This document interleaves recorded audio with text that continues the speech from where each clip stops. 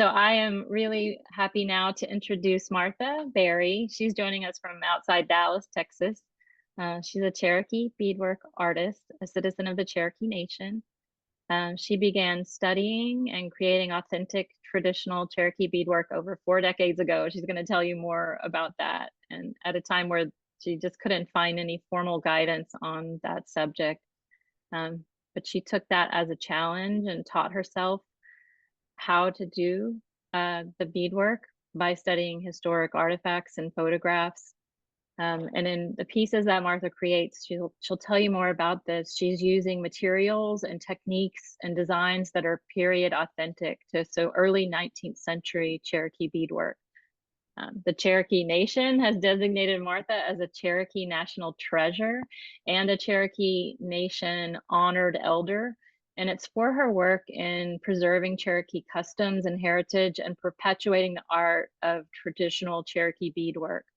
Her pieces have won dozens of awards and have been shown in museum exhibits across the country. She has a piece on display in Marymount's library. It's called Kamama, and it means butterfly in the Cherokee language. So please join me in welcoming Martha here this evening.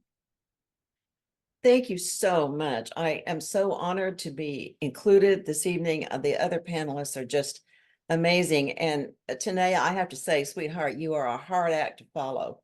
You were very powerful and very moving, and it is an honor to be here with you, and also with Weeya and with you, Camille. Thank you very much. I'll begin with how I got into this, because my purpose has always been not to just teach people how to do this stuff, not to teach people the correct materials and the correct period authentic techniques to use, although that's extremely important. My job has always been to help people catch the vision of why this artwork, which was virtually forgotten, gone, is important, and why it is important to renew the art form. So what my story is that I was born in Tulsa, Oklahoma. I was born in 1948, which is pretty much right in the middle. I am literally a mid-century human being, a mid-20th century. And I had a pretty much idyllic childhood. My father, who is Cherokee, was a banker. He had, after land allotment, there was no place for him or any of his brothers, all but one brother, to live in the Cherokee Nation. There was no longer any land for them. There was literally no place for them to be in the Cherokee Nation for the first time in the history of the world, these young kids coming up. So my dad, like his brothers, moved as far away. We were lucky we were in Tulsa, which is closer than anybody else in our family. And my dad became a banker. He worked very hard to get to where he was. And my mother was a homemaker and a community volunteer. And I was very much kind of spoiled, I guess. I've always been spoiled. And so it's hard for me to make protest art, because it kind of sounds like it's whining when it comes from me. So I didn't start out to be an artist at all. I've never thought of myself as an artist for the first 45 years of my life. But I grew up in the middle of the 20th century when it was not cool to be Native American. It was not trendy to be Indigenous. It was not something that you wanted people to know. If you could pass, you did. And my mother in particular, who is not native, was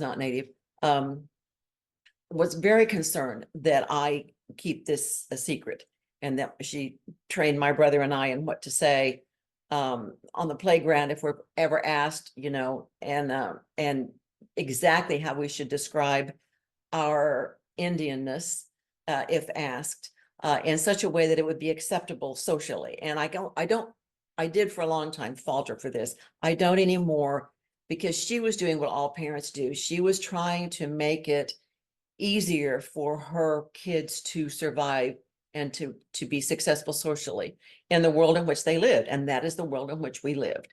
But my father was extremely proud of being Cherokee and very proud of his mom and his aunt and all of his female Cherokee ancestors, men too, but particularly the female Cherokee ancestors of my dad had a profound influence on his life, as I've learned later, Cherokee women do. Cherokee women are powerful. And so when I was growing up and hiding all the while my Cherokeeness, deep inside was growing this curiosity and this desire to know my Cherokee female ancestors. And unfortunately, my grandmother had passed by the time I was born. Her sister, my great aunt Callie, had passed before I was born. All of my female Cherokee ancestors had passed. I had a closet full of 5 great uncles, but they were not female, and I wanted to know what the women were like. I wanted to know, and all the little things about them, like not just birth and date and all that stuff. I wanted to know what made them happy, what made them sad, what made them shed a tear, what made them giggle, what made them stomp their foot and say, no, there's no way, we're not doing that. I wanted to know what their hands looked like and what how they carried themselves and all those things that you cannot know ever of those who have passed on. And but it opened in me this great desire to just learn about being Cherokee. So that really didn't manifest until I was in my mid-40s.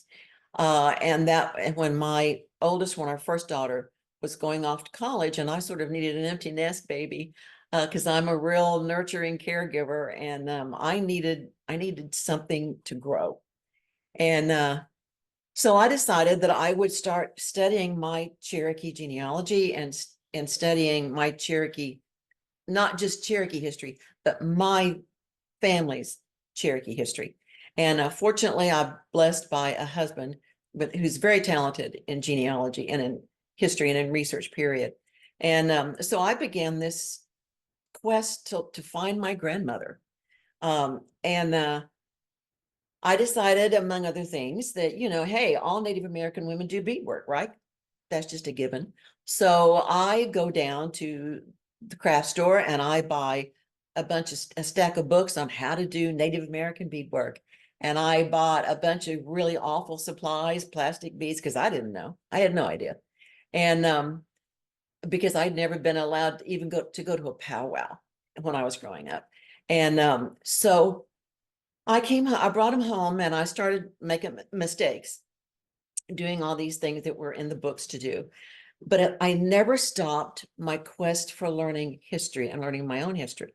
And so I began to realize after a while that all these objects that I was making and all these objects in the how-to kits and all the objects in the photographs that I had seen of Indigenous people wearing or carrying beadwork were not like the photographs of Cherokee beadwork from back in the day, back in the early 1800s, the 1700s and the early 1800s.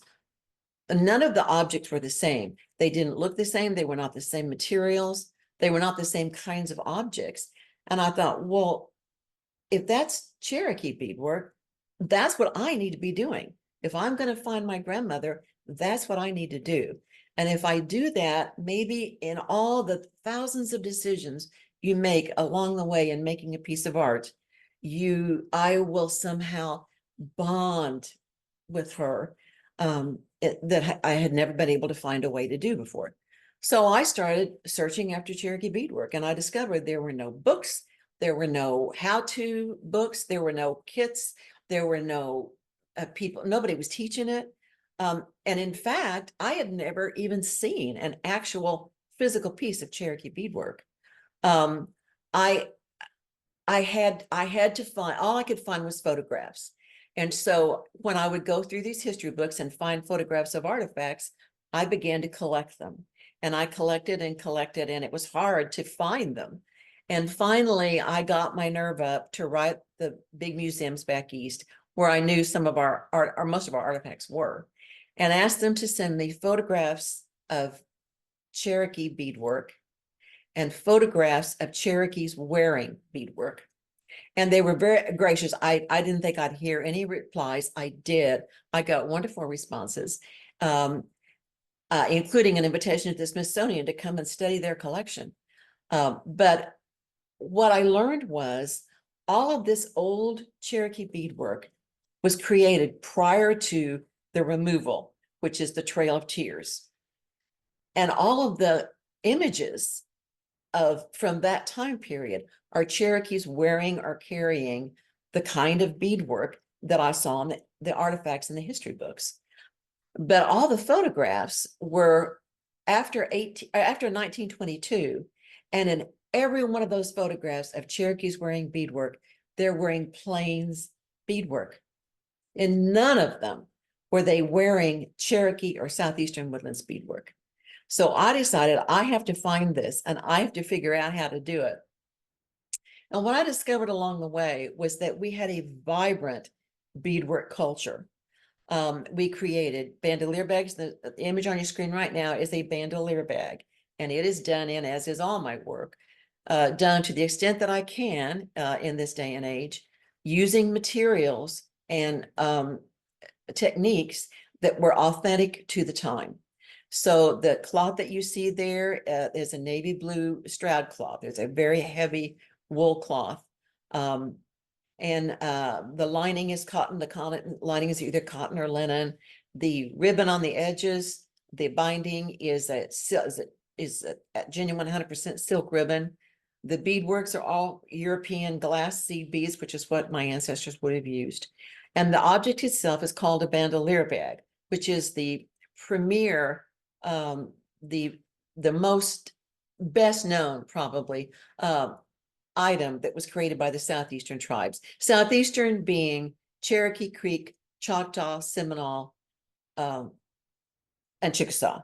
And those were the tribes of the Great American Southeast that were all removed to what later became Oklahoma. So this is a bandolier bag, and that was one of the objects we created. And the bandolier bags were heavily used as diplomatic protocol exchange gifts to show you how important they were to the people of the time. They were used to give to the leaders of other governments, first to the British government or to the European governments, then to the colonial governments, and also to religious leaders and to military leaders. So these were extremely important objects, and they were valued highly by the Cherokees that were wearing and carrying them and creating them at the time. And what happened was this beadwork that was highly valued, that was very intricate, that was beautifully created, exquisitely made. When it came to the Trail of Tears, or the Indian removal in the 1830s, it hit a brick wall. It just stopped being produced for many reasons. But once the tribe was removed to Oklahoma, or what became Oklahoma, they ceased to do the beadwork. And by the end of the 1800s, by 1900, there was very, very little of it being produced. Very little of it still even existed. And what did exist, most of it was not where the Cherokees were. Most of it was in museums and in private collections back east, or all over the country, or in Europe, or all over the world. Very, very little of it was in Oklahoma, which is where most of the Cherokees were. So most Cherokees had never even seen this beadwork. So they thought, there became a prominent belief that Cherokees never even did beadwork. That for some reason, people just didn't even believe that we even created it. And it broke my heart when I found that out, that people didn't believe that Cherokees ever did beadwork, because I know they did. I had seen this incredibly beautiful work, and I had such respect for the people who created it. And it broke my heart that their work, because just like Tanaya's poetry, and just like Weeya's paintings come from inside her, my beadwork does too. The stories that I tell the histories that are present in my beadwork comes from my heart, and that we just had ignored it and forgotten it. And it's such a beautiful art form, and so very, very indigenous. So I set about to do all I could to inform Cherokees of their own ancestors' beadwork, make them able to recognize it, and to teach them how to do it. And so the reality was, in the year 2000, in that census, and there are a lot more since then, but in that census, there were 250,000, or in other words, 250,000 federally recognized registered tribal citizens of the Cherokee Nation. Of that 250,000, but in the world, there were only about a dozen people who had ever mastered the art of Cherokee or Southeastern beadwork from the time period that had been so forgotten. And of that dozen that had become masters in that art form, only 6 of us were actually descendants of the tribes of the Southeast. 6 people in the year 2000. And of that 6, only 2 were Cherokee. So 2 Cherokees out of 250,000 had mastered this art form. So I thought, this has got to change. And I knew if people could see it and understand it, they would come to love it as I had. And so we began with the Cherokee Heritage Center, which was extremely helpful. We began to do all we could to reintroduce this art form to our people. And they established classes on a regular basis. And in 2008, we realized that to finally erase this belief that Cherokees never did beadwork, we needed to bring the beadwork of the Cherokees to where the Cherokees were. So the Heritage Center hosted an exhibit of what was at the time the very finest Cherokee beadwork I knew about. And some of them they asked me to co-curate, so I went for the best pieces I knew of from the great museums and foundations all over the country and in Europe, and including, we had several pieces, about 6 or 8 pieces that came from the University of Aberdeen in Scotland that had not been on this side of the Atlantic Ocean in 2 centuries. And they were so precious, they were so delicate, the pieces, and they were so precious that their conservator hand delivered them to the museum in Tahlequah, Oklahoma, unpacked them and set them up. And at the end of the exhibit, their curator came over and packed them and hand delivered them back to Aberdeen, Scotland. So this is how precious this art form was. But there is good news. From those 2 people that were Cherokee in the year 2000, through the assistance of the Cherokee Heritage Center and with the Cherokee Phoenix and other organizations that sort of publicized this artwork and gave it some promotion, we now have about a dozen people who bead regularly, just Cherokees who bead regularly. And some of those, a handful of them, have become exquisite beaders. And they show their work, they market their work and sell it and do well. They win awards for their work. I feel very good that my greatest fear for a long time was that this renewal of this art form would die with me. And I know now that it won't, partly because they have caught the vision. They understand the importance of what they do. And also because they know I will come back and haunt them forever if they don't keep it rolling, because it cannot end. But it is a perfect example. Beadwork is a visual metaphor for what happened to us and to our culture, because the epic events in the history of our beadwork exactly follows the timeline of Cherokee history. And so I urge you to take a look, become familiar with this beadwork. A good place to go, and I'm not promoting myself, but we have flooded my website with visual images of Cherokee beadwork so that people can become familiar with it. The bandolier bags, the ceremonial sashes, the purses, moccasins, and the belts. And so there's a lot of images on there. You can go to, I have a YouTube channel. For an old woman, I do pretty well. I have a lot of help, but I have a YouTube channel, Martha Berry, Cherokee beadwork artist. And on that YouTube channel, there are 5 videos. Each one is 5 to 7 minutes long, so they're not long. And they are techniques in how to do Cherokee beadwork, how to get the right materials, how to do each of the most important techniques.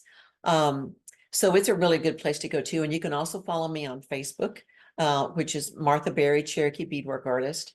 And I would love for you to come, and I love people to ask me questions. You can email me via my website. Please feel free to ask me questions. And also I sell patterns on my website. If you're interested in doing this, and each pattern has, for that particular piece, has illustrated instructions on how to do the techniques that are required for that piece. So I really thank you for being here today and for listening to what I have to say, and for opening your hearts and your minds to these incredible art forms and this incredible meaning and communication that comes through it, from me and from my ancestors and from all of our Indigenous people to you. And again, I thank you very much.